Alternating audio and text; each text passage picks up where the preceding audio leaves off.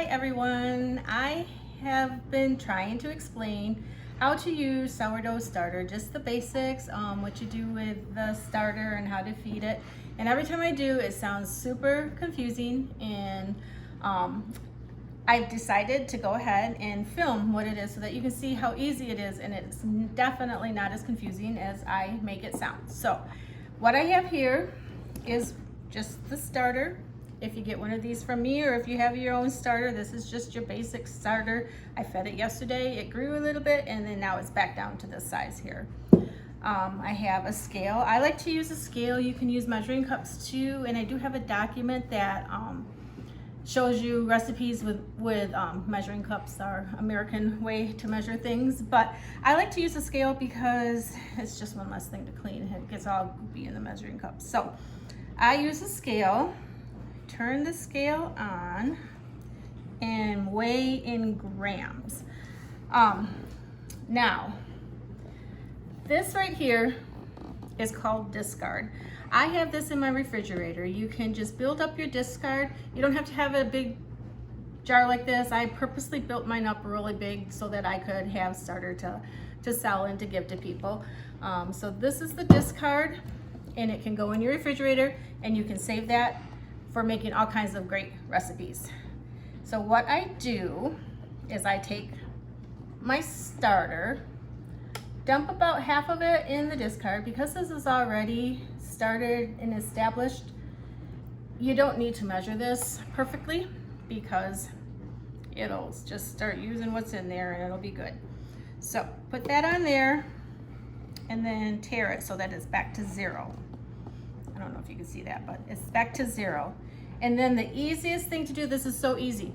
All you have to do, if you just want to keep it going, and I definitely encourage, if you're brand new to sourdough and you just started, I definitely encourage for at least maybe a few days, a week, just have fun with it by feeding it every day. Remembering that you have to feed it every day, because that's the big thing. I used to forget I had sourdough.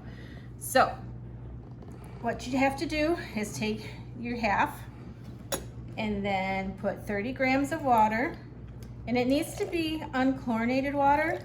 You can get it from like your filtered water from your kitchen or whatever. What I do, because it keeps it warmer, I just have this little teapot that I kind of liked and had sitting out and wasn't using for any real reason. So I put water in here and let it sit out, because once it's set for 24 hours, the chlorine will be out of it. So I just keep my little teapot, and then it's easy to pour too. So you have 30 grams-ish. Mine was 33, but that's okay.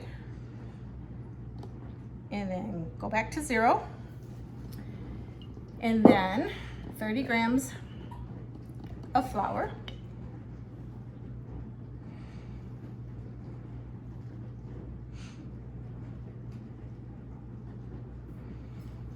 I don't have my little stir. I gotta get my stir.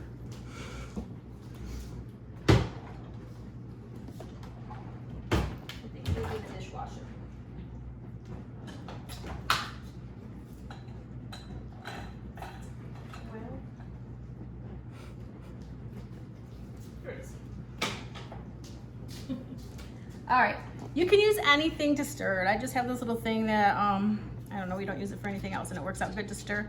The only thing you need to keep in mind is you don't want it to be metal, because the metal will react with your sourdough.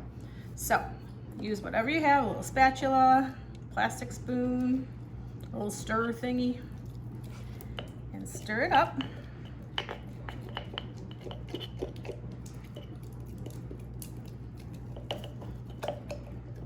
And then it will look like this. Can you see it?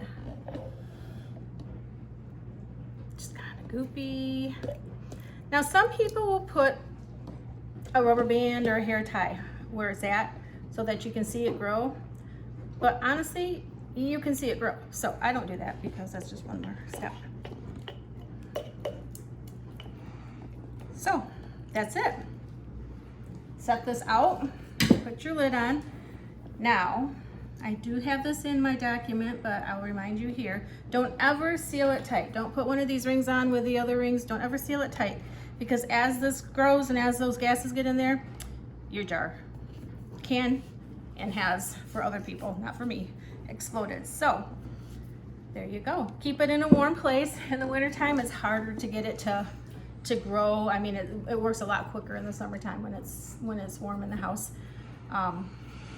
Keep this in a warm place and let it grow. And then tomorrow, feed it again. That's it.